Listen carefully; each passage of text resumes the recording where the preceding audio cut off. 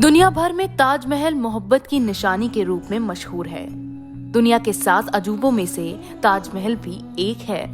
जब कभी आप ताजमहल जाएंगे तो वहां आपको इसके बारे में कई बातें बताई जाएंगी, कई किस्से भी सुनाई जाएंगे। लेकिन ताज के इतिहास से जुड़े कुछ ऐसे किस्से हैं जो बहुत ही कम लोगों को पता है। दुनिया भर में पर्यटकों के आकर्षण का केंद्र बना ताजमहल 17वीं शताब्दी में मुगल शहंशाह शाहजहां ने अपनी बेगम मुमताज महल की याद में बनवाया था। इस बेमिसाल इमारत के निर्माण का काम 1631 में शुरू किया गया, जिसके आर्किटेक्ट के साथ शाहजहां ने भी इसका डिजाइन तैयार किया था।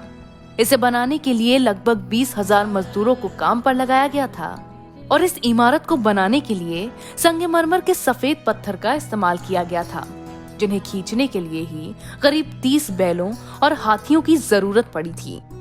हालांकि ये बात तो सभी जानते हैं कि ताजमहल के बनने के बाद शाहजहां ने इसे बनाने वाले मजदूरों के हाथ कटवा दिए थे, जिससे ऐसा अजूबा दोबारा कभी न बन सके। लेकिन इसके बीच क्या आप ये जानते हैं कि जिस मुमताज की कब्र ताजमहल में देखी जाती है, उस मुमताज के 3 दफन हुए थे। दरअसल 14वीं संतान को जन्म देते हुए 17 जून 1631 में मध्य प्रदेश के बुरहानपुर में मुमताज महल की मृत्यु हो गई थी। उसका पहला दफन वहीं जैनाबाद के बाग में किया गया था।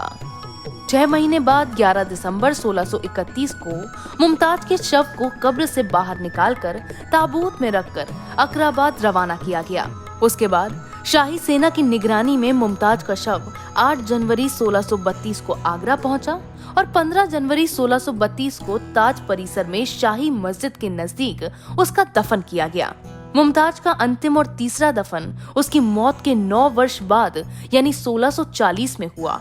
साथ ही ताज को दुनिया भर में शाहजहां द्वारा मुमताज की याद में तामीर कराए गए मकबरे के रूप में जाना जाता है। लेकिन यहाँ मुमताज ही नहीं, शाहजहां की 3 अन्य बेगमों के भी खूबसूरत मकबरे हैं। हालांकि यहाँ किसी सैलानी को जाने की अनुमति नहीं होती। इसके अलावा ताजमहल जिस जगह पर बना हुआ है, उस जगह कभी राजा जयसिंह का बाग हुआ करता था। लेकिन शाहजहां ने राजा जयसिंह को बाग के बदले 4 हवेलियां दी और इस जगह को खरीद लिया। ताजमहल की ऊंचाई दिल्ली के कुतुब मीनार से भी ज्यादा है और आज के समय में ये दुनिया भर में पर्यटकों के आकर्षण का केंद्र बना हुआ है। चैनल को सब्सक्राइब करें और हाँ, बेल आइकन दबाना ना भूलें।